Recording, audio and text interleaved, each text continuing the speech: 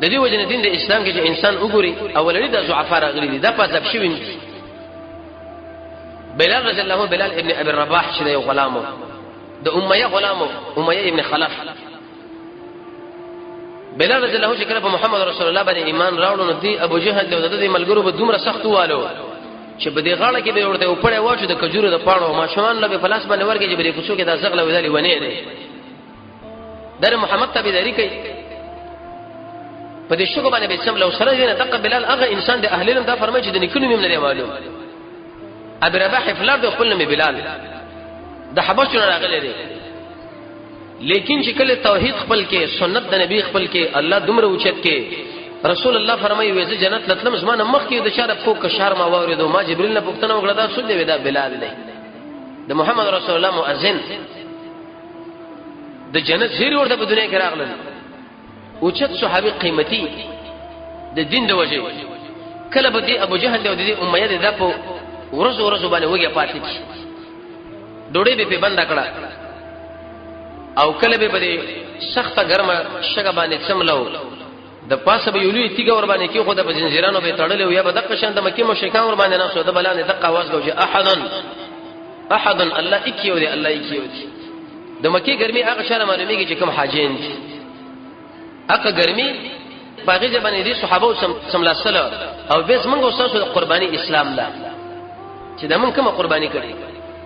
معمولونه بيجي لاړ شي موږ ټینګي ګناه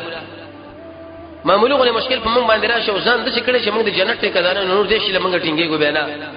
د دیو جنا د تکالیف په دې مناسبت باندې د سلف صالحین بیانې او د صحابه ورکړي دي چې دین د اسلام د قرباني دین دی دا ګور د وینې استلو دین دی پرې کې بچم لول راځي کله چې سړی ماشوم سنتي نو د ماشوم په دماغ کې دا خبره ورځي چې ایز ما بچیا په دا کومه لار باندې چې تر روانيږي او زه پر روانم دا ګور د وینې توې دل دین دی په دې کې به د وینې توې دا څه معمولی خبره خو نه ده بلال سره چې ویلې چې تا احد ولي ویلې وېزه په دې چې مشرکان په توحید باندې ځخه پکېږي نو ما څه کدا ویلې د اسلام د ایمان بشاشت بالکل د غړي کې وردان نشو امام بخاری فرمایي وی احد مې څه ویلې ابو بکر رضی الله په دې لار باندې تیرې دوه امیه له ویلې ویل کدا کار مکو ظلم دی ته تاسو ظلم شروع کړی دی وې کومه دې غړي په خوږي خو ویل کنه ورازه بدلې کو د ابو بکر رضی الله یو تور غلام کافر هغه امیه لور کې او دقته ابو بکر رضی الله واخصو ایسه د الله رضا لپاره آزاد بلال رضی الله آزاد کې عمر ابن الخطاب هغه به ویلي و ابو بکر سیدنا واعتق سیدنا و ابو بکر زمون سید دی او زمون قومندان او زمون سید د آزاد کړي دي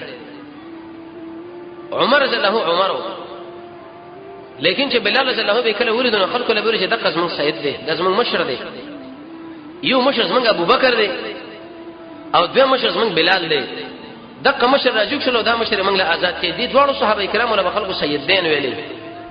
مشران خلک دین د اسلام کې به د غلامتون نسبت کړ شي به ورته عمر سید وای عمر ورته امیر وای سره دین چې عمر ابن الخطاب عمر دی اوچت انسان دی